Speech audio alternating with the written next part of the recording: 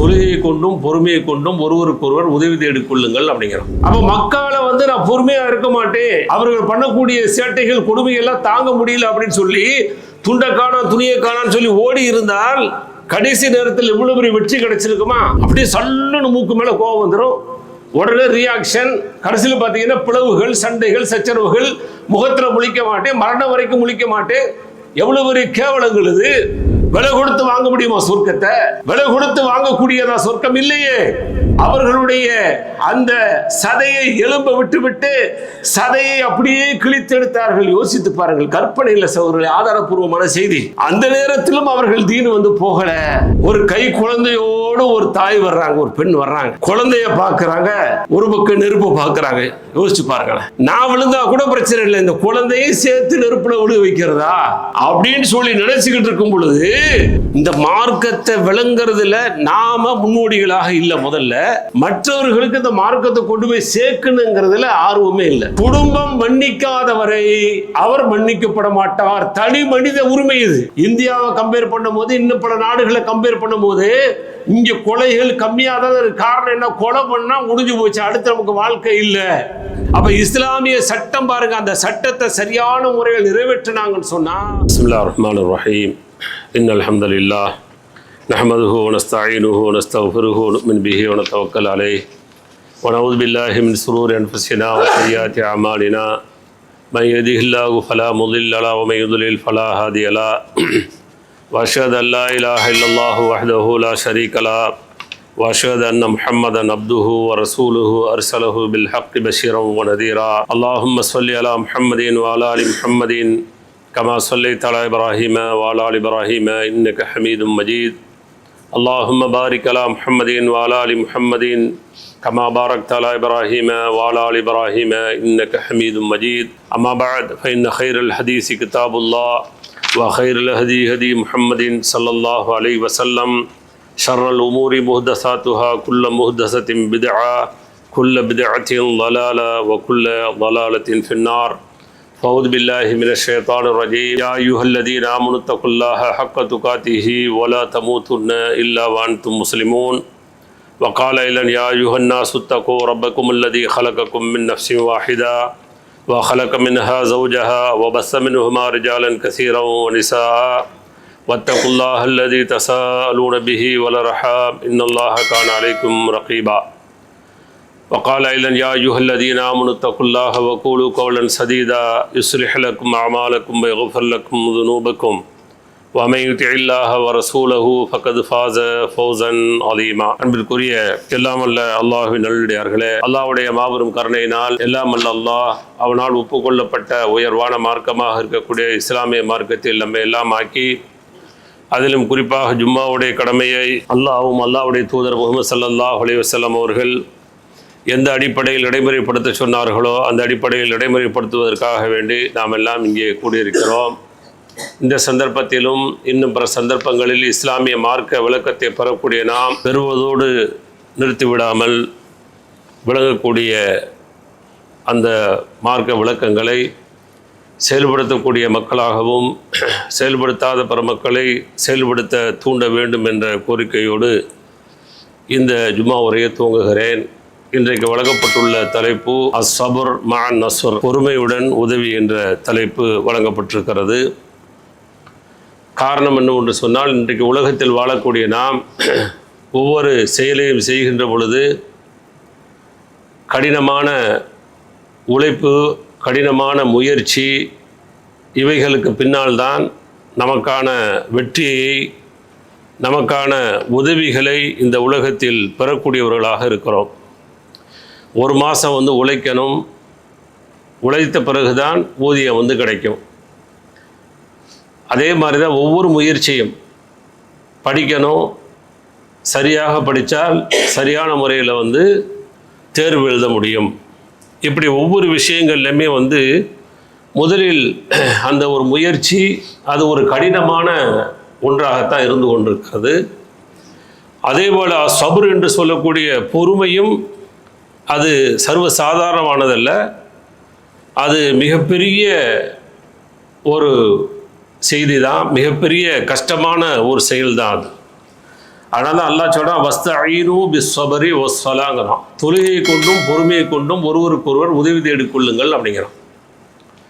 அப்போ நீங்கள் பொறுமையாகத்தான் அல்லாஹ்விடத்தில் வந்து உதவி தேடணும். அதே போல் தொழுகையின் மூலமாக அல்லாஹ்விடத்தில் வந்து உதவி தேடுங்க. இன்னஹா ல கபீரத்துன் இல்லா அலல் ஹாஷியின். ஆனால் இந்த பொறுமையாக இருந்தாலும் சரி, தொழுகையாக இருந்தாலும் சரி, பாரதூரமாக இருக்கிறது அப்படிங்கிறான். யாருக்கு? இல்லா அலல் ஹாஷியின். அல்லாஹ்வை பயப்படுறவங்களுக்கு இது பெரிய பாரதூரமாக இருக்காது. பொறுமை மேற்கொள்ளுவாங்க, தொழுகை மேற்கொள்ளுவாங்க, உதவிகள் வந்து தேடுவாங்க. ஆனால் அல்லாஹ்வை யார் அஞ்சலையோ அவங்களுக்கு மிகப்பெரிய பாரதூரமாக இருக்கும். பொறுமையா அப்படிங்கிற மாதிரியான ஒரு கேள்வி, தொழுகையா அப்படிங்கிற மாதிரியான ஒரு கேள்வி வரும். அப்போ இது யாருக்கு பாரதூரமாக இருக்காது அப்படின்னு சொன்னால், அல்லாஹ்வை அஞ்சி வாழக்கூடிய அந்த மக்களுக்கு பொறுமை என்பது அது ஏற்றுக்கொள்ளக்கூடியதாக இருக்கும். அந்த செயலை பொறுத்த வரைக்கும் சந்தோஷமாக என்ன செய்வாங்க? ஏற்றுக்கொள்வாங்க. எவ்வளோ பெரிய சிக்கல் வந்தாலும் சரி, எவ்வளோ பெரிய பிரச்சனைகள் வந்தாலும் சரி, ஆடி போயிட மாட்டாங்க. அதை அழகான முறையில் வந்து கையாளக்கூடியவர்களாக இருப்பாங்க. அப்படி இருக்கும் பொழுது அல்லாஹ் அதற்கான உதவியை இந்த உலகத்தில் தருவான், இல்லைன்னா மறுமையில் தருவான். ரெண்டு தான் நமக்கு.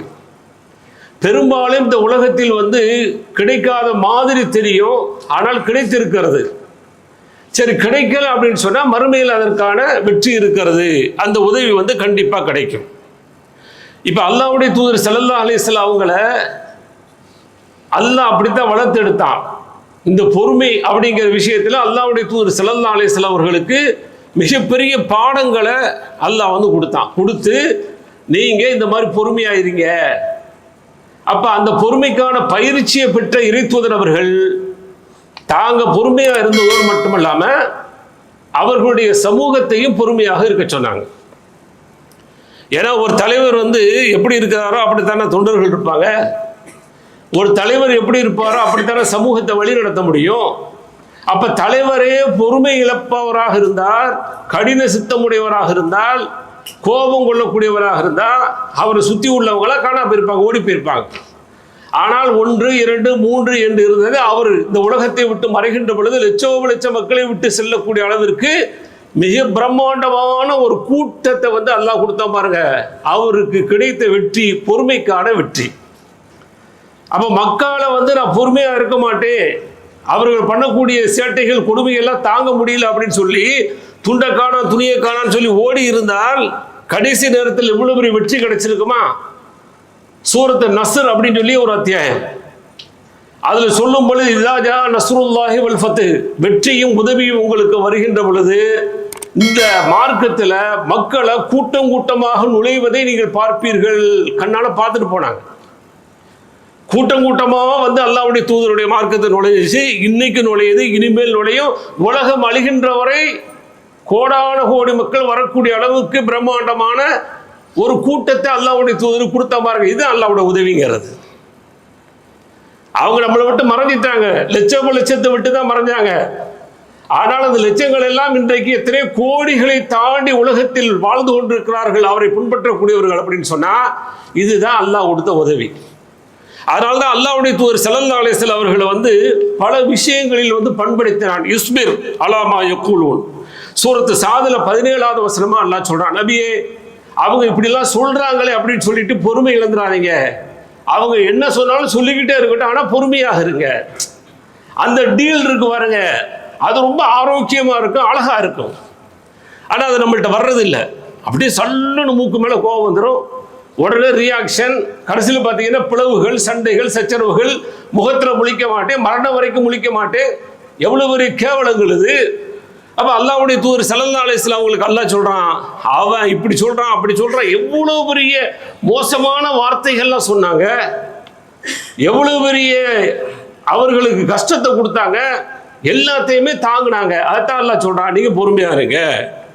அதே போல் ஃபஸ்பிர் இன்ன வஅதல்லாஹி ஹக்குன் சூரத் ரூமில் 60வது வசனமாக சொல்கிறான், நபியே நீங்கள் பொறுமையாக இருங்க, நிச்சயமாக அல்லாஹ்வுடைய வாக்குறுதி உண்மையானதாக இருக்கிறது. அல்லாஹ் உங்களோட இருந்துகிட்டு இருக்கிறான், அல்லாஹ் எங்கேயோ போயிட்டான்னு சொல்லி நினைக்காதீங்க, அல்லாஹ்வுடைய உதவி உங்களுக்கு இருந்து கொண்டு இருக்கிறது என்று அல்லாஹ் வாக்கு கொடுக்குறான்.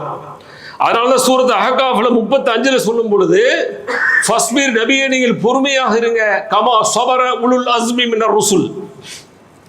உங்களுக்கு முன்னால் உறுதி வாய்ந்த நபிமார்கள் இந்த உலகத்தில் வாழ்ந்து சென்றிருக்கிறாங்க. 950 ஆண்டுகள் வாழ்ந்தார். சத்திய முழக்கத்தை சொன்னார். ஓரிறைவன் அல்லாஹ் தான் சொன்னாரு.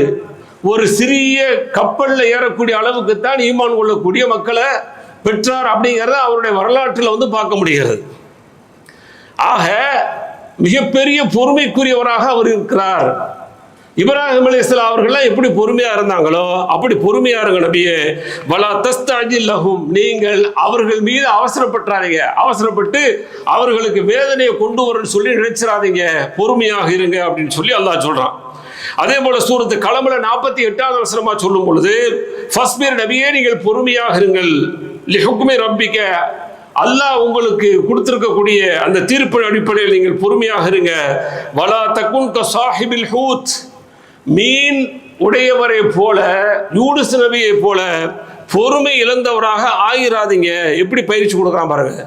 இந்த உலகத்துல பொறுமையோடு வாழ்ந்த அந்த இறை தூதர்கள் போல நீங்க வாழணும். ஆனால் என்னுடைய இறை தூதரில் ஒருவர் வந்து பொறுமை இழந்துட்டார். அப்ப பொறுமை இழந்ததுனால என்ன விளைவு? அங்க ஜெயில் போறார். ஜெயிலாவது சில வேளைகள் என்ன செய்ய, லேசா கொஞ்சம் வெளிச்சம் கூட அடிக்க வாய்ப்பு இருக்கு.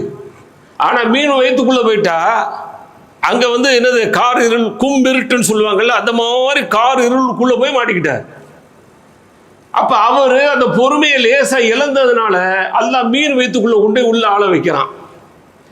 அதனால் நீங்க நபியே வலா தகுன் கசாஹிபில் ஹூத், மீன் வயிற்றில் இருந்தாரே அவர் பொறுமை இழந்தது போல நீங்கள் பொறுமையை இழந்து விடாதீர்கள்.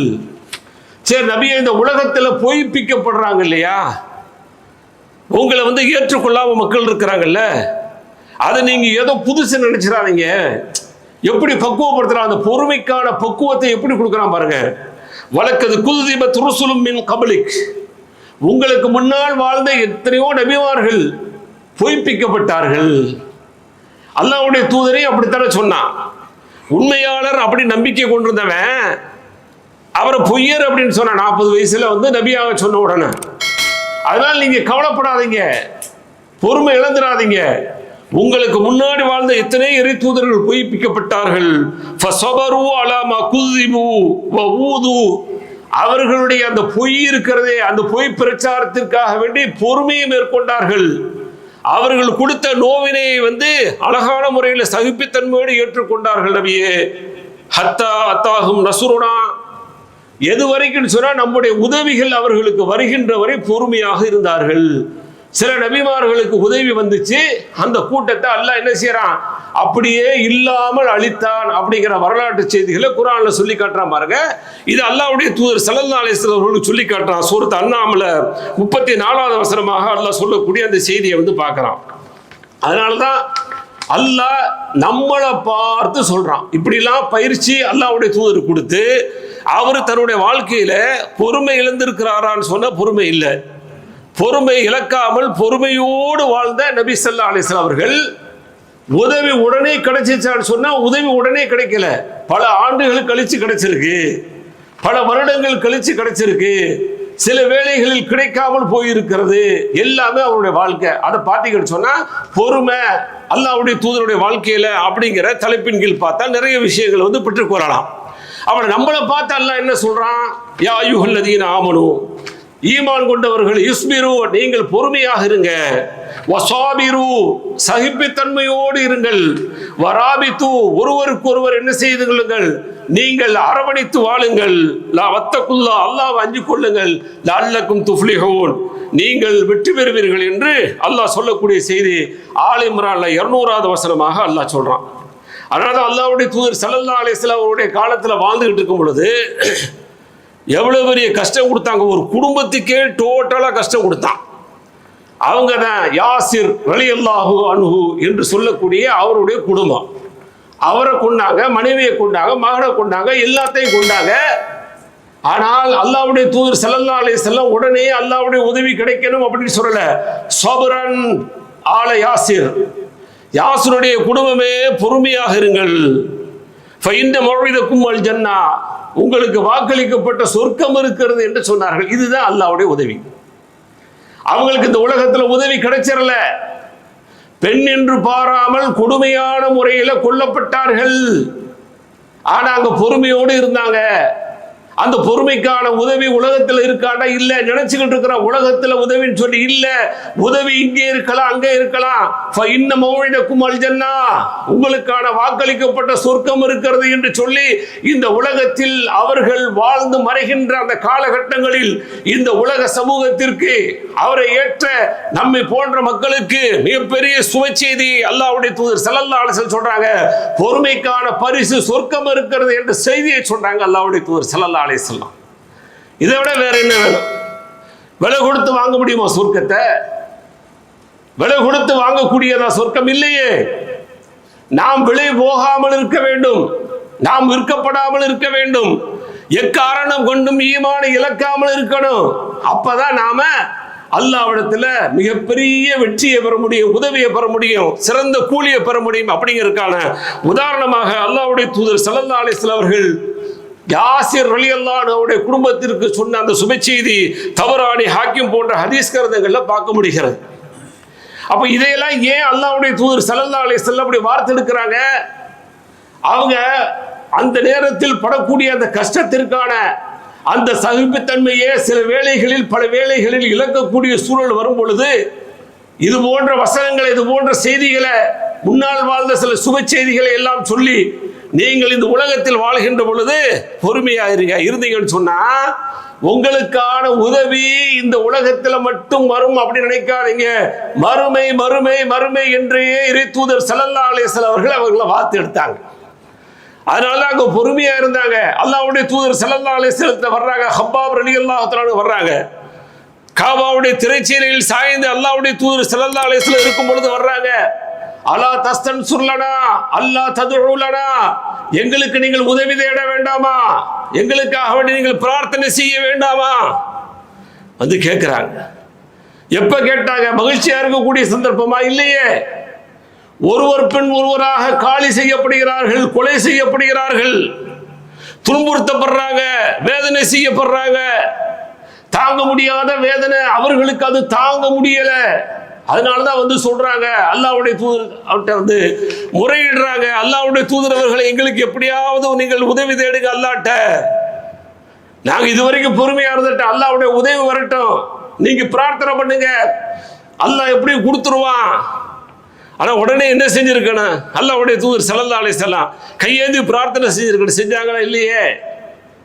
எவ்வளவு பெரிய ஆறுதலை சொன்னார்கள். இதை விட மிக மோசமான ஒரு நிலைமையை அல்லாஹ்வுடைய தூதர் ஸல்லல்லாஹு அலைஹி வஸல்லம் சொல்லி காட்டுறாங்க. என்ன ஹப்பாப் ரலியல்லாஹு அன்ஹு அவர்களே, நீங்க வந்து முறையிடுறீங்களே இவ்வளவு கஷ்டம்னு சொல்லி, ஆனா இதுக்கு முன்னாடி ஒரு கூட்டம் வாழ்ந்துட்டு போச்சு, உங்களுக்கு தெரியுமா? குழி தோண்டுவான், குழியில இறக்குவான், ரம்பத்தை கொண்டு வருவான், தலையில மத்தியில வச்சு 2 கூரா பிரிச்சான்.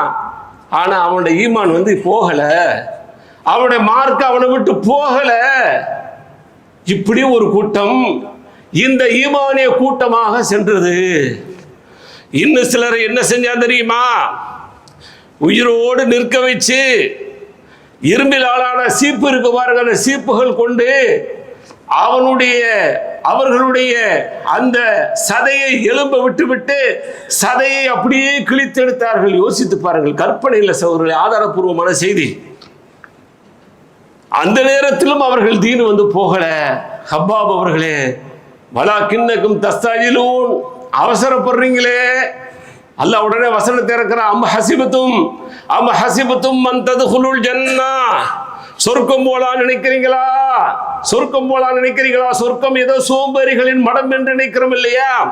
சொர்க்கத்துக்குள்ள ஈஸியா உள்ள போயிடலாம், 5 நேரம் தொழுகிறோம், இன்னும் சில இபாதத்துகள் செய்கிறோம், நம்மளை எப்படி ஈடேற்றம் பண்ணிடுறோம் அப்படி சொல்லி நினைச்சுக்கிட்டு நம்மளை நாமளே ஏமாந்து கொள்ள கூடாது. மிகப்பெரிய ஒன்றாக பல செய்திகளில் பொறுமை என்பது ஒன்று என்பதை புரிஞ்சு கொள்ளணும். அதாவது அல்லாஹ் கேட்கிறான், அம் ஹஸிபத்தும் மன் தத்குலுல் ஜன்னா, சொர்க்கம் போய் விடலாம் என்று எண்ணிக்கொண்டீர்களா? எந்த மக்களை பார்த்து கேட்கிறான்? சொர்க்கத்துக்குரியவர்களாக பலர்களும் இந்த உலகத்திலே அடையாளம் சொல்லப்பட்டு வாழ்ந்த அந்த மேன்மக்கள் சஹாபாக்களுக்கு மத்தியில் இந்த செய்தி இறக்கிறான். வலம்மா யத்திக்கும் மஸலுல்லதீன ஹலவ் மின் கப்லிக்கும், உங்களுக்கு முன்னால் வாழ்ந்தவர்களுக்கு ஏற்பட்ட அந்த கெதி, அது போன்ற சிரமம் ஏற்படாமல் நீங்கள் சொர்க்கம் போலாம் என்று எண்ணிக்கொண்டீர்களா? மஸ்ஸத்துல் பஸா வல்லர்ரா வஸுல்ஸிலு ஹத்தா யகூல الرسூலு வல்லதீன ஆமனு மஅஹு மதா நஸ்ருல்லாஹ் அலா இன் நஸ்ருல்லாஹி கரீப். அவர்களுக்கு பல்விதமான சோதனைகள், பல்விதமான சிரமங்கள், பல்விதமான கஷ்டங்கள், அவர்கள் பூமியில் வாழ முடியாதவாறு மிகப்பெரிய அளவுக்கு ஜில்சால் என்று சொல்லக்கூடிய பூமி நடுக்குதுன்னு இருக்க முடியுமா? முடியாதே. அப்ப நிலநடுக்கம் என்ற அந்த வார்த்தையை சொல்றான். பூமியில் வாழ முடியாத ஒரு சூழலில் அவர்கள் இருந்தார்கள். அவர்களும் அவர்களோடு இருந்த நபியும் அல்லாஹ்வுடைய உதவி எப்போ வரும்னு சொல்லி கேட்டாங்க. அலா இதோ இன்ன நஸ்ருல்லாஹி கரீப், அல்லாஹ்வுடைய உதவி சமீபமாக இருக்குன்னு சொல்லி சுப செய்தி சொன்னோமே. இப்படியெல்லாம் இந்த உலகத்தில் வாழ்ந்துட்டு போயிருக்கிறாங்க. எனவே நீங்கள் அவசரப்படாதீர்கள் என்று அல்லாஹ்வுடைய தூதர் ஸல்லல்லாஹு அலைஹி வஸல்லம் அவர்கள் ஆறுதல் சொன்னார்கள் அந்த மக்களுக்கு. பலர்களுடைய உயிர்கள் இந்த உலகத்திலே இஸ்லாத்திற்காக வேண்டி கொடுக்கப்பட்டது. ஆனால் அவர்கள் ஆட்டம் காணல. அதனால முன்னால் வாழ்ந்த சில செய்திகளை சொல்லி காட்டுறாங்க. பெரிய பிரம்மாண்டமான ஒரு செய்தி, ஒரு சிறுவனுடைய செய்தி. பலர்களும் படிச்சிருப்பீங்க, புகாரி முஸ்லிம் போன்ற ஹதீஸ் கிரந்தங்கள்ல. அவன் என்ன செய்யறான்? ஒரு சூனியக்காரர்கிட்ட போய் சூனியம் படிக்க சொல்றான் அரசன். அதுதான் அந்த வரலாற்று செய்தியுடைய துவக்கம். அப்ப கடைசியில இவன் மார்க்கத்தை ஒருவரிடம் படித்த காரணத்தினால சூனியம் பொய், மார்க்கம் தான் சரி என்று சொல்லி விளங்கிய அந்த மனிதன் மார்க்கத்தின்பால் மக்களை அழைக்கக்கூடியவனாக மாறுகின்ற பொழுது அந்த அரசனுக்கு தெரிஞ்சிருது இந்த பையனை கொல்லணும் சொல்லி பல்வேறு முயற்சிகள், கொலை முயற்சிகள், எல்லா முயற்சியும் தோற்கடிக்கப்பட்டு அரசன் முன்னாடி நிற்கிறான். வரலாற்று செய்தியை ஃபுல்லா படிங்க, நேரம் இல்லை சொல்றதுக்கு. இறுதியில் ஒரு செய்தி இருக்கு, அதுக்காக இந்த செய்தியை சொல்றேன். அப்ப என்ன நடக்கிறது? கடைசியில மன்னர்கிட்ட அந்த பையன் சொல்றாரு, இன்னக லஸ்த பிகாத்திலி ஹத்தா தஃபல மா அம்ருக்கு பிஹி, என்ன நீ கொல்லவே முடியாது, நான் எதை சொல்லுகிறேனோ அதை நீ செய்யாத வரைக்கும் என்ன நீ கொல்ல முடியாது. கால வமா ஹுவ, ரொம்ப அழகா தந்திரமா உயிர் போகிறது. அதே சமயத்தில் சத்திய முழக்கம், சத்திய பிரச்சாரத்தை இந்த உலகத்தில் சொல்லி ஏராளமானவர்கள் இஸ்லாத்தை ஏற்கக்கூடிய ஒரு வாய்ப்பை ஏற்படுத்திய ஒரு சிறுவனாக அந்த சிறுவனை அல்லாஹ்வுடைய தூதர் ஸல்லல்லாஹு அலைஹி வஸல்லம் அவர்கள் சித்தரிக்கிறார்கள். வமாஹுவ, சிறுவனே என்னப்பா அது சொல்லு. கால தஜ்பஉன் நாஸ ஃபீ ஸஈதின் வாஹிதின், மக்களை எல்லாம் ஒரு மைதானத்தில் ஒன்று சேர். வதஸ்லுபனி அலா ஜிதின் சும்ம குது சஹபன் மின் கினானி சும்ம அஸாம ஃபீ கபதில் கௌஸ், நீ மைதானத்தில் நிற்க வச்சுட்டு ஒரு வில்லு எடு, வில்லில் அம்பு வச்சுட்டு சும்ம குள்ளி சொல்லு பிஸ்மில்லா ரப்பில் குலாம் சும்மர்மினி, இந்த ரப்புடைய அல்லாஹ்வின் பெயரால் நான் இதை எரிகிறேன், அல்லாஹ்வுடைய பெயரால நான் எரிகிறேன் சொல்லி எரி. ஃபஇன்னக இதா ஃபஅல்த ذلك கதல்தனி, அப்படி நீ செஞ்சிட்டேன்னு சொன்னா என்ன நீ மூத்தாக்கிடலாம். மலையில போய் ஒட்டி விட்டான், கடல்ல கொண்டு போட சொன்னா வரலாற்று செய்தி படிச்சு பாருங்க, எதுலையுமே ஒரு மௌத்தாகல. ஆனால் மரணமாவே எல்லாத்தையும் ஒண்ணு சேர்த்து வச்சுட்டு இந்த சிறுவருடைய ரப்பு இருக்கிறானே அல்லாஹ், அந்த ரப்பின் பெயரால் எரிகிறேன் என்று சொல்லி அந்த ஈட்டியை எரிங்க, நான் இறந்துருவேன் அப்படின்னு சொல்லி எவ்வளவு அழகான முறையில் காய நகர்த்துறார் சிறுவர் தான். அவருடைய பிரச்சாரம் எப்படி இருந்தது அப்படிங்கிறது ஒரு பாடம். கடைசியில் என்ன செய்யறான்? எல்லாத்தையும் ஒரு மைதானத்தில் சேர்க்கிறான். சேர்த்துட்டு கடைசியில் அவரை கொள்வதற்கான அந்த முடிவு எடுக்கப்பட்டு அவரை என்ன செய்யறான்? கொள்றான். அதே மாதிரி கொண்ட உடனேயே மக்கள் எல்லோரும் என்ன செஞ்சாங்க? கத ஆமனன் நாஸ், மக்கள் எல்லோரும் ஈமான் கொண்டாங்க. இவ்வளவு நாள் ஏமாத்திட்டு இருக்கியாடா பாவி, நீ தான் ரப்பு ரப்புன்னு சொல்லிக்கிட்டு இருந்தியே, இப்ப ரப்பு வேற என்ன நீ சொல்ற? இந்த பையன் சொன்ன ரப்பு தான் உண்மையான ரப்பு அப்படின்னு ஓவாயாலே சொல்லிட்டீடான்னு சொல்லி எல்லாரும் இஸ்லாத்தை ஏற்கிறாங்க. உடனே பிரம்மாண்டமான நெருப்பு குண்டத்தை தயார் செய்து எல்லாத்தையும் கூப்பிடுறான், வாங்க யாரெல்லாம் பழைய மார்க்கத்துக்கு வர்றீங்களோ அவங்கள நான் விட்டுருவேன், இல்லை வரமாட்டேன்னு சொன்னீங்கன்னு சொன்னா இந்த சிறுவனுக்கு நிகழ்ந்தது மாதிரி உங்களை தூக்கி இந்த நெருப்பு குண்டத்தில் போட்டு பொசிக்கிறவே அப்படின்னு சொன்னான். சொன்ன உடனே என்ன செஞ்சாங்க, சிலர்கள் போயிட்டாங்க, பலர்கள் போகலை. யாரெல்லாம் போகலையோ அவர்கள் எல்லாத்தையும் தூக்கி தூக்கி தூக்கி என்ன செய்யறான், நெருப்பு குண்டத்தில் உள்ள போடுறான், கரியிறாங்க, எரியிறாங்க, மூத்தா போறாங்க. அடுத்து சொர்க்கம் இத உதவி. கடைசியில் பார்த்தீங்கன்னு சொன்னா ஒரு கை குழந்தையோடு ஒரு தாய் வர்றாங்க, ஒரு பெண் வர்றாங்க. குழந்தைய பார்க்குறாங்க, ஒரு பக்கம் நெருப்பு பார்க்குறாங்க. யோசிச்சு பாருங்களேன், நான் விழுந்தா கூட பிரச்சனை இல்லை, இந்த குழந்தையும் சேர்த்து நெருப்புல விழுக வைக்கிறதா அப்படின்னு சொல்லி நினைச்சுக்கிட்டு இருக்கும் பொழுது فَقَالُوا حَتَّى جَاءَتْ امْرَأَةٌ وَمَعَهَا صَبِيٌّ لَهَا فَتَقَاصَعَتْ أَنْ تَقَعَ فِيهَا فَقَالَ لَهُ الْغُلَامُ அந்த சின்ன புள்ள பேசுது, தொட்டில் பேசிய குழந்தையில ஒன்று, யா உம்மா இஸ்பிரி, தாயே பொறுமையா இருங்க, ஃபைன்னக அலல் ஹக், சத்தியத்தின் மீது இருக்கிறீங்க, குதிங்க, ரெண்டு பேரும் சேர்ந்து குதிச்சு எரிஞ்சிருவோம்னு சொல்லி எரிஞ்சார்கள். இந்த செய்தியை அல்லாஹ்வுடைய தூதர் ஸல்லல்லாஹு அலைஹி வஸல்லம் சொல்லி காட்டுறாங்க. எதுக்காகட்டி பிரம்மாண்டமான நெருப்பு குண்டத்திற்கு இரையாக்கப்பட்டார்கள். ஈமான் அங்க போயிரல, இஸ்லாம் போயிரல, தீன் விலகிறல. இன்னைக்கு அற்பமான விஷயம், சின்ன சின்ன விஷயம், ஒண்ணுக்கு இல்லாத விஷயத்திற்கெல்லாம் இன்னைக்கு தீன் இழக்கப்படுதுன்னு சொன்னா அப்ப தீன்ல இருந்து என்ன பிரயோஜனம் யோசிக்க வேண்டாமா? பொறுமை இழக்கப்படுது அப்படின்னு சொன்னா நம்ம இந்த உலகத்தில் வாழ்ந்து என்ன பிரயோஜனம்? அப்போ பொறுமைக்கான உதவி இந்த உலகத்தில் கிடைக்கும், இல்லை என்று சொன்னால் மறுமையிலே கிடைக்கும் அப்படிங்கிற செய்தியை தான் அல்லாஹ் சொல்லி தர்றான். இது போன்று ஏராளமான செய்திகள் பொறுமைக்கு கிடைத்த பரிசாக இந்த உலகத்திலும் மறு உலகத்திலும் அல்லாஹ் சொல்லக்கூடிய அந்த செய்தியை பார்க்க முடியாது. அதே போலதான் அல்லாஹ் மறுமையில் இந்த பொறுமைக்கான கூலியை சொல்கின்ற பொழுது இன்னமா யுவஃபஸ் ஸாபிரூன அஜ்ரஹும் பிகைரி ஹிசாப், சூரத் ஸுமர்ல 10வது வசனமா சொல்றான், நிச்சயமாக யார் பொறுமையாக இருக்கிறார்களோ அந்த பொறுமையாளிகளுக்கான கூலி அளவிடப்படாத கூலியாக அல்லாஹ் கொடுக்கிறேன் என்று அல்லாஹ் வாக்கு தர்றான். இன்னி ஜஸைத்துஹுல் யௌம, இன்றைய நாள் உங்களுக்கு நான் கூலி தர்றேன், பிமா ஸபரு, அவர்கள் பொறுமையாக இருந்த காரணத்திற்கு அவருடைய கூலி தர்றேன், அன்னஹுமுல் ஃபாயிசூன், அவர்கள் தான் வெற்றியாளர்கள். சூரத்து மூமின் 111வது வசனமா சொல்றான். வஜஸாஹும் பிமா ஸபரு, அவர்கள் பொறுமையாக இருந்த காரணத்தினால் ஜன்னத்தம் வ ஹரீரா, பட்டாடைகள் தோட்டங்களை எல்லாம் அவர்களுக்கு சொர்க்கத்திலே நாம் வழங்குகிறோம் என்று அல்லாஹ் சொல்லக்கூடிய அந்த செய்தியும் சூரத்து தஹ்ரில 12வது வசனமாக இடம்பெற்றிருக்கிறது. முத்தாய்ப்பாக ஆலி இம்ரான்ல 120வது செய்தியாக அல்லாஹ் ஒரு செய்தியை சொல்கிறான், வயின் தஸ்பிரு, நீங்கள் பொறுமையாக இருந்தால், வதத்தகு, நீங்கள் இறையச்சத்தோடு இருந்தால், லா யதுர்ருக்கும் கைதுஹும் ஷைஆ, அவர்களுடைய சூழ்ச்சி எந்த விதமான தீங்கும் உங்களுக்கு தராது அப்படிங்கிறான். பொறுமை மட்டும் இல்லைங்க, பொறுமையோடு சேர்ந்து இறையச்சத்தையும் சேர்த்து இருந்தோம்னு சொன்னா இந்த உலகத்துல என்ன சூழ்ச்சி செஞ்சாலும் சரி அது எல்லாமே தோற்று போய்விடும். தோற்று போகலன்னு சொன்னா நான் பொறுமையாக இருக்கிற அப்படிங்கிறது சொல்லக்கூடிய அந்த செயல் பொய் செய்தி. பொறுமையாக இருப்பேன், இறையச்சம் இல்லாம இருப்பேன், ஏதோ சில காரணங்களுக்காக இருப்பேன், இயலாமையில இருப்பேன், பலவீனத்தில் இருப்பேன், இறையச்சத்திற்காக வேண்டி இருக்க மாட்டேன், அது அங்க பொருள். ஆனால் பொறுமையும் இறையச்சத்தோடு இருந்தால் அவர்களுடைய சூழ்ச்சி உங்களுக்கு எந்த விதமான பயனும் அளிக்காது, சூழ்ச்சிகள் தோற்று போய்விடும் என்று அல்லாஹ் சொல்லக்கூடிய செய்தி. எனவே இந்த உலகத்தில் பொறுமையாக இருந்தால் அல்லாஹ் மிகப்பெரிய வெற்றியை கொடுப்பான். பொறுத்தார் பூமி ஆழ்வார் என்ற கூட்டின்படி நிச்சயமாக பொறுமைக்கான பரிசு இந்த உலகத்தில் உண்டு.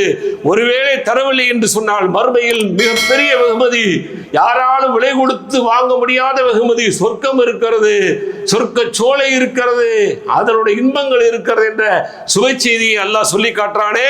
அதை அடைவதற்கு முயற்சி வேண்டும் என்று சொன்னால் நிச்சயமாக பொறுமை என்பது மிகப்பெரிய ஒன்றாக இருக்கிறது. அதுதான் அல்லாஹ்வுக்கு பிடித்தமானதாக இருக்கிறது. கோபம் என்பது ஷைத்தானுடைய குணமாக இருக்கிறது, அல்லாஹ் வெறுக்கக்கூடியதாக இருக்கிறது என்பதை புரிந்து அல்லாஹ்வுடைய மார்க்கத்தில் நாம் இருக்கக்கூடிய நாம் எந்த விஷயங்கள் வந்தாலும் சரி பொறுமையோடு நிதானத்தோடு சகிப்புத்தன்மையோடு கடைபிடித்து அல்லாஹ்வுடைய உதவியை பெறுவோம். வாஹதாவானா அல்ஹம்துலில்லாஹி ரப்பில் ஆலமீன். பிஸ்மில்லாஹிர் ரஹ்மானிர் ரஹீம். வஸ்ஸலாத்து வஸ்ஸலாமு அலா அஷ்ரஃபில் அன்பியாஇ வல் முர்சலீன் நபியினா முஹம்மதின் வ ஆலிஹி வ அஸ்ஹாபிஹி அஜ்மஈன். اللهم صل على محمد وعلى ال محمد كما صليت على ابراهيم وعلى ال ابراهيم انك حميد مجيد. اما بعد. அன்பார்ந்த சகோதர சகோதரிகளே, முதல் உரையில் சொன்னது போல இந்த மார்க்கத்தின்படி நாம் இந்த உலகத்தில் வாழ்ந்து காட்டுகின்ற பொழுது மாற்றார்களும் ஆச்சரியப்பட்டு இந்த மார்க்கத்தை விளங்கக்கூடிய ஒரு வாய்ப்பு ஏற்படும். நாமளே மார்க்கத்துக்கு புறம்பாக வாழ்கின்ற பொழுது மாற்றார்களும் விமர்சனம் செய்யக்கூடிய ஒரு சூழலுக்கு இந்த உலகத்தில் மார்க்கம் ஆகிவிடும். ஆனால் மார்க்கம் என்றைக்குமே என்ன செய்யாது, எவ்வளோ பெரிய விமர்சனம் செஞ்சாலும் சரி அல்லது மார்க்கத்துக்கு விரோதமாக இந்த உலகத்தில் எல்லாரும் ஒன்று கூடினாலும் சரி மார்க்கம் மார்க்கமாக தான் இருக்கும். அதை யாராலும் என்ன செய்ய முடியாது, அழிக்க முடியாது, ஒழிக்க முடியாது. அல்லாஹ்வுடைய மார்க்கம், அல்லாஹ் அதற்கான உத்தரவாதத்தை தர்றான். இப்போ இந்த மார்க்கத்தின் அடிப்படையில் நாம் வாழணும் அப்படிங்கிறது மட்டும் இல்லாமல் இந்த உலகத்திற்கு சில பாடங்களை படிப்பணிகளை என்ன செய்யணும், நாம் இந்த உலகத்திற்கு கொடுக்க கடமைப்பட்டிருக்கோம். இந்த மார்க்கம் சார்ந்த செய்திகளை இந்த உலக மக்களுக்கு கொடுப்பதற்கு கடுமையான ஒரு முயற்சிகள் நாம் பண்ணணும். அது இன்னைக்கு மிகப்பெரிய பலவீனமாக இருக்கிறது. என்னைக்கு கையில் ஃபோன் வந்துருச்சோ இந்த மார்க்கத்தை விளங்குறதுல நாம முன்னோடிகளாக இல்லை. முதல்ல மற்றவர்களுக்கு இந்த மார்க்கத்தை கொண்டு போய் சேர்க்கணுங்கிறதுல ஆர்வமே இல்லை. உலகம் உலகம் உலகம் முடிஞ்சு.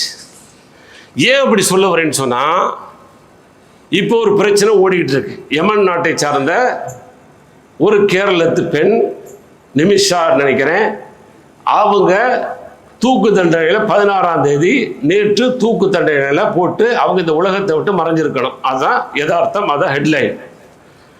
ஆனால் இன்னும் வரைக்கும் அவர்களுடைய அந்த தூக்கு தண்டனை என்பது தற்காலிகமாக ஒத்தி வைக்கப்பட்டிருக்கிறது. இது உலகம் முழுவதும் இன்னைக்கு பேசும் பொருளாக ஆகி இன்னைக்கு இஸ்லாம் என்ன சொல்லுது அப்படிங்கிறது அப்போதைக்கு என்ன செய்யுது, உலக மக்களுக்கு செய்தி சொல்லக்கூடியதாக ஒவ்வொரு அரசாங்கமும் செய்கின்ற அல்லது ஒவ்வொரு மனிதர்களும் செய்கின்ற அந்த செயல்கள் இன்றைக்கு பிரச்சாரங்களாக மாறிக்கொண்டிருக்கிறது. ஆனால் நாம என்ன செய்யல, பிரச்சாரம் பண்ணல. பிரச்சாரத்தில் நாம ஜீரோ. நாளைக்கு மறுமையில் விசாரணை இருக்கு. நீங்க பிரச்சாரம் பண்ணீங்களா, இஸ்லாத்தை எடுத்து சொன்னீங்களா, உங்களை சுத்தி எத்தனை இஸ்லாம் அல்லாதவர்கள் இருந்தாங்களா, அவங்கள்ட்ட இஸ்லாத்தை பத்தி பேசுறீங்களா, சும்மா ஃப்ரெண்ட்லியா அப்படி டேக் இட் ஈஸி பாலிசியா வாழ்ந்துட்டு போனீங்களா, எல்லா விசாரணையும் இருக்கு. ஆனா இதையெல்லாம் மீறி பாருங்க, அல்லாஹ் தன்னுடைய மார்க்கத்தை வளர்க்கணும், பாதுகாக்கணும், அதை மக்களுக்கு புரிய வைக்கணுங்கிறதுக்காக வேண்டி இப்போ உலகம் முழுவதுமே இந்த பெண் கொலை செய்யப்பட வேண்டிய ஒரு பெண் கொலை குற்றத்திற்காக வேண்டி தீர்ப்புகள் வழங்கப்பட்டுருச்சு. ஆனால் இப்ப திடீர் என்று ஒரு மாற்றம் நடந்து கொண்டிருக்கிறது. அப்படியே பாருங்க, நேற்று நடந்திருந்தா புசுன்னு போயிருக்கும் இல்லையா, அதான யதார்த்தம். அப்ப நேற்று நடக்க வேண்டிய அவளுக்கான தூக்கு தண்டனை நிறைவேற்றப்படவில்லை. அப்ப இன்னும் பேசு பொருளாக மாறிவிட்டது. அரசெல்லாம் அசிங்கப்பட்டது போல ஒரு காட்சிகளும் பிம்பங்களும் தோற்றமளிக்கிறது. குறிப்பாக எந்த அரசை சார்ந்தவங்களோ அந்த அரசு முயற்சி செய்து அந்த யமன் நாட்டை சார்ந்த அரசோடு பேச்சுவார்த்தை நடத்தி தோல்வி கண்ட பிறகு ஒரு மார்க்கம் சார்ந்த ஒரு தனி மனிதனுடைய ஒரு குரல் தான் போகிறது. அது தற்சமயம் ஒத்தி வைக்கப்பட்டிருக்கிறது. இப்ப அல்லாஹ் காட்டுறான், அந்த மனிதர் குர்ஆன் சுன்னாக்கு உட்பட்டவர், ரொம்ப நல்லவர் அப்படிலாம் போயிடாதே. குர்ஆன் சுன்னாக்கு மாற்றமானவர், குர்ஆன் சுன்னாக்கு எதிரானவர். அது தெளிவாக விளைவிக்கணும். ஏன்னா மக்களுக்கு என்ன தெரியுமா, ஒரு ஆள் நல்லது செஞ்ச உடனே ஆகா ஓகன்னு தூக்கி அவர் தான் சொர்க்கம் போயிடுவார் அப்படிங்கிற மாதிரி அந்த நிலைமைக்கெல்லாம் போகாதீங்க. அவர் குர்ஆன் சுன்னாவுக்கு மாற்றமானவரானா மாற்றமானவர் தான். முஹர்ரத்தில் என்ன பிதஅத் செய்யணுமோ அதெல்லாம் பிதஅத் செய்யக்கூடியவங்க, ரபீல் அவ்வல் என்ன பிதஅத் செய்யணுமோ அதெல்லாம் பிதஅத் செய்யக்கூடியவங்க, அந்த மாதிரி ஆளுங்க தான். இருந்தாலும் சிலருடைய வாய்ஸ் பவர் இருக்கு இல்லையா, சிலருடைய பேச்சு எடுபடும் இல்லையா, அது மாதிரி பேச்சு எடுபட்டிருக்கு, அவ்வளவுதான், அதோட நிப்பாட்டிக்கிடுங்க. அதற்கடுத்து அவரை பற்றி தேவையில்லாத விமர்சனங்களோ, அவர் நல்லவர் வல்லவர் அப்படிங்கிற போகாம கொள்கை சார்ந்த ரீதியில அவர் குர்ஆன் சுன்னாக்கு அப்பாற்பட்டவர், ஆனா அவர் குர்ஆன் சுன்னாதான் சொல்லிக் கொள்வாங்க, அது வேறு பிரச்சனை. ஆக இந்த பெண்ணுக்கான இந்த தண்டனை ஏற்கனவே நம்ம போன வாரத்தில் கூட பேசப்பட்டிருக்கோம். குற்றவியல் தண்டனை அப்படிங்கிறதுல இஸ்லாம் சொல்லக்கூடிய குற்றவியல் தண்டனை கொலைக்கு கொலை. ஏன்னா அந்த குடும்பம் இன்னைக்கு மன்னிக்கிறதுக்கு தயாராக இதுவரைக்கும் வந்த செய்தியின் அடிப்படையில் அந்த குடும்பம் மன்னிக்க தயாராக இல்லை. குடும்பம் மன்னிக்காதவரை அவர் மன்னிக்கப்பட மாட்டார். தனி மனித உரிமை இது, தனி மனித உரிமை இது. ஏன்னு சொன்னா இந்த உலகத்துல கொலை என்பது சர்வ சாதாரணமா ஆயிடுச்சு இல்லையா. கொலை ஈஸியா பண்றான், யாரு பண்ணக்கூடாதோ அவங்களும் பண்றாங்க, யாரெல்லாம் பண்ணுவான்னு நினைக்கிறேன்னா அவனும் பண்றான், மனுஷனும் பண்றான், பாதுகாப்பு துறையும் பண்ணுது. இதுதான் பெரிய கேவலம். இப்ப பாத்தீங்கன்னா புதுக்கோட்டையில ஒரு பெரிய கொடூரம், எல்லாரும் வந்து செய்தியை பார்த்திருப்பீங்க. ஒரு மாடு மேய்ச்சி புலப்பு எடுத்துக்கிட்டு இருக்கு, கணவனை இழந்தது அந்த பெண்ணு, அதை வந்து கெடுத்துட்டு தண்ணிக்குள்ள போட்டு தண்ணியிலேருந்து வெளியே வராதவாறு கல்லை தூக்கி வச்சு எவ்வளவு பெரிய ஒரு காட்டு மிராடி வேலையை செஞ்சிருக்கிறாங்க. அப்ப இவனுக்கான தண்டனை என்ன? ஒரு ஆயுள் அல்லது இத்தனை மாசம் இத்தனை வருஷம், உடனே மாப்பிள்ளை மாதிரி வெளியில் வருவார், அடுத்து இன்னொரு பெண்ணு கிடைச்சா இது வேணாலும் செய்வார், இதான அர்த்தம். ஆனால் இஸ்லாம் சொல்லுது, ஐயா விட்டுறாத, யார் கொலை செய்கிறானோ கொலைக்கு கொலை. ஆனால் கருணையும் காட்டுங்குது இஸ்லாம். கருணை காட்ட வேணான்னு சொல்லலை, கருணை காட்டு. அந்த ரைட்ஸ் யார்கிட்ட இருக்கு, பவர் யார்கிட்ட இருக்கு? கவர்மெண்ட்டே இல்லை. பாருங்க இஸ்லாம் எப்படி சொல்லி, ஏன்னா இது தனி மனித அங்க அவருக்கான உரிமை, தனி மனிதனுக்கான பாதிப்பு அங்க. அதனால அங்க நின்று பேசுது. இப்ப என்னுடைய தகப்பனை ஒருத்தர் கொலை பண்ணிட்டவன நான் என்ன செய்வேன்? பரவாயில்ல போப்பா மன்னிச்சறேன், அல்லது பிளட் மணி கொடுத்துருப்பா, பிளட் மணி கொடுத்துரு, நான் உன்னை மன்னிச்சறேன் அப்படின்னு சொல்லுவேனா? நான் அதுக்கு பதிலாக கொலை பண்றது தானே இருக்கு. இன்னைக்கு அப்படித்தானே பல கொலைகள் அப்படித்தான் நடந்துட்டு இருக்கு. இவன் சமூகத்தை சார்ந்தவனை கொலை பண்ணினவனா அவங்க சமூகத்தை சார்ந்தவன் கொலை செய்யப்படுறாரு. இப்படியே மாறி மாறி கொலைகள் எல்லாம் வந்துகிட்டு இருக்கு. அவருடைய அந்த இறந்த நாள் வரும் பொழுது பயங்கரமான ஆயிரக்கணக்கான போலீஸ்களை வச்சு பாதுகாத்து அந்த கொலையை தடுக்கக்கூடிய ஒரு சூழலாம் வந்துகிட்டு இருக்கு. அப்படின்னு சொன்னா என்ன காரணம்? இஸ்லாம் சொல்லக்கூடிய அந்த தண்டனை சட்டம் சரியாக பயன்படுத்தப்படவில்லை. அப்ப எங்க பயன்படுத்தப்படுது? அரபு நாடுகள்ல ஓரளவு பயன்படுத்தப்படுது. அப்படி பயன்படுத்தப்படுகின்ற பொழுது அதற்கான பிளட் மணி கொடுத்தால் சில வேளைகளில் ஏற்றுக்கொள்ளப்படுகிறது. கடந்த சில வருடங்களுக்கு முன்பாக கேரளாவை சார்ந்த ஒரு மனிதர், ஒரு ஆணு, அவருக்கு தூக்கு தண்டனை. அதே சமயத்தில் பிளட் மணி சொன்னா 34 கோடி, இந்திய வணியில 34 கோடி எல்லாருக்குமே தெரியும். 34 கோடி கொடுத்தா உங்களை விடுவிச்சரும் சொன்னாங்க. அந்த கேரள மக்கள் ஒரு உயிருக்கான விலை 34 கோடியை கொடுத்தாங்க. அவர் இன்னைக்கு 34 கோடி சம்பாதிப்பார் அவருடைய வாழ்நாளுங்கிறதுலாம் கேள்வி. அடுத்த கேள்வி, இந்த உலக மக்களை வாழ வச்சிங்கன்னா ஒரு உயிரை வாழ வச்சது போல ஆவங்கிறதுல அவர்கள் மத பேதமின்றி உதவிகள் செய்து ஒரு ஆளை சவுதியிலேருந்து அப்படியே தூக்கிட்டு போனாங்க பாருங்க. இப்ப 8.5 கோடி கொடுப்பதற்கு தயாரா இருக்கிறாங்க. ஆனால் அந்த யமன் நாட்டை சார்ந்த அந்த குடும்பம் வாங்குவதற்கு தயாராக இல்லை. ஏன்னா கொலை வந்து கொடுமையான கொலை பண்ணலாங்க. ஆனால் கோரமான கொலை இருக்கு பார்த்தீங்களா, அது யாருனாலையும் ஜீரணிக்க முடியாது. சரி, ஏதோ ஒன்று உங்களுக்குள்ள பிரச்சனைகள், கல்யாணம் முடிக்கல, உங்களுக்குள்ள பிஸ்னஸ் ஒப்பந்தம், ரைட்டு, ஓகே, பாஸ்போர்ட் பிடிங்க வச்சுதான் எது வேணாலும் உள்ள நடக்கணும், பிரச்சனை இல்லை. சரி, ஊசி போட்டு கொன்னதோடு அப்படியே விட்டுருக்கணும்ல. பீஸா நீ எதுக்கு வந்து என்னது கசாப்பு கடை வேலையை எதுக்கு பார்க்குற? யோசிக்க வேண்டாமா? அதெல்லாம் பார்க்கும்போது இன்னும் கொஞ்சம் வேகம் தானே வரும். அந்த வேகமோ என்னமோ அந்த குடும்பத்திற்கு இதுவரை அல்லாஹ் மன்னிக்கக்கூடிய அந்த தன்மையை, அந்த உள்ளத்தை அவர்களுக்கு கொடுக்கல. அப்ப என்ன ஆகும்? அப்ப இந்த உலகத்தில் ஒருவன் கொலை செய்து விட்டால் அதற்கான சரியான தண்டனையை இந்த உலகத்தில் கொடுப்பதை பார்த்தால்தான் பயப்படுவாங்க. இன்னைக்கு அரபு நாடுகளில் கொலை கம்மியாக தானே இருக்கு. இந்தியாவை கம்பேர் பண்ணும்போது இன்னும் பல நாடுகளை கம்பேர் பண்ணும்போது இங்கே கொலைகள் கம்மியாக தான் இருக்கு. காரணம் என்ன? கொலை பண்ணால் முடிஞ்சு போச்சு, அடுத்து நமக்கு வாழ்க்கை இல்லை.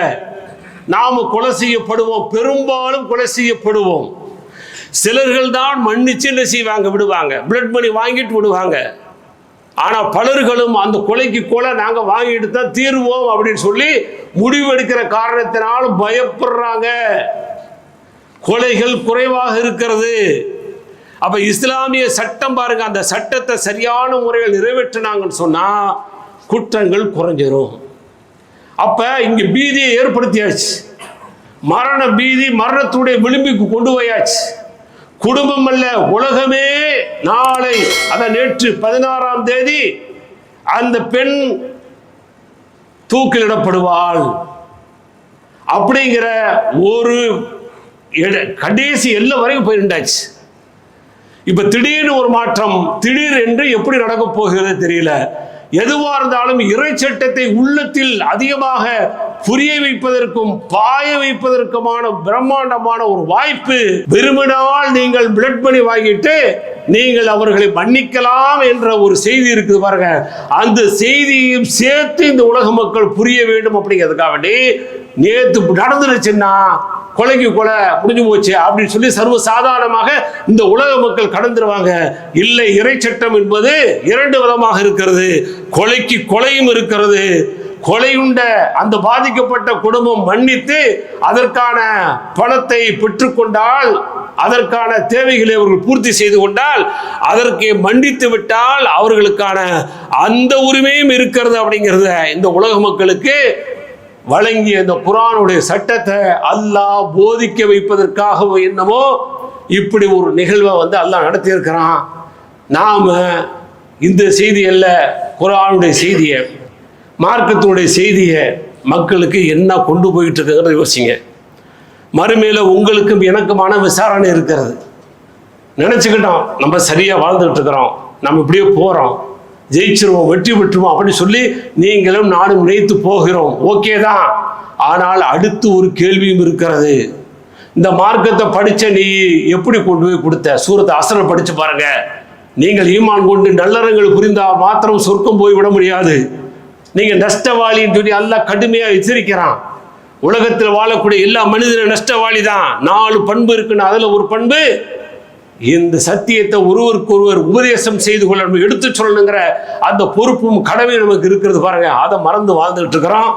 ஆனால் அல்லாஹ் அவ்வப்பொழுது உலக மக்களுக்கான அந்த மார்க்கத்தை, உலக மக்களுக்கான அந்த குர்ஆனுடைய செய்தியை அல்லாஹ் பரப்பக்கூடிய வாய்ப்பை கொடுத்தும் கூட நாம் பரப்பாமல் ஓடி ஒளிந்து மறைந்து நான் இஸ்லாமியனாக வாழ்ந்தா போதும் என்று வாழ்ந்துட்டு இருக்க பாருங்க. இது சுயநலம் என்பதை புரிந்து இஸ்லாத்தை நாமும் முழுமையாக பின்பற்றி மற்றவர்களுக்கும் எடுத்து சொல்லக்கூடிய ஒரு வாய்ப்பையும் ஒரு பாடத்தையும் இந்த நாளுடைய உரை உங்களுக்கும் எனக்கும் தந்தரல வேண்டும் என்ற பிரார்த்தனையோடு வாஹிர் தாவா நான் அல்ஹம்துலில்லாஹி ரப்பில் ஆலமீன். அஸ்ஸலாமு அலைக்கும் வரஹ்மத்துல்லாஹி வபரகாத்துஹு.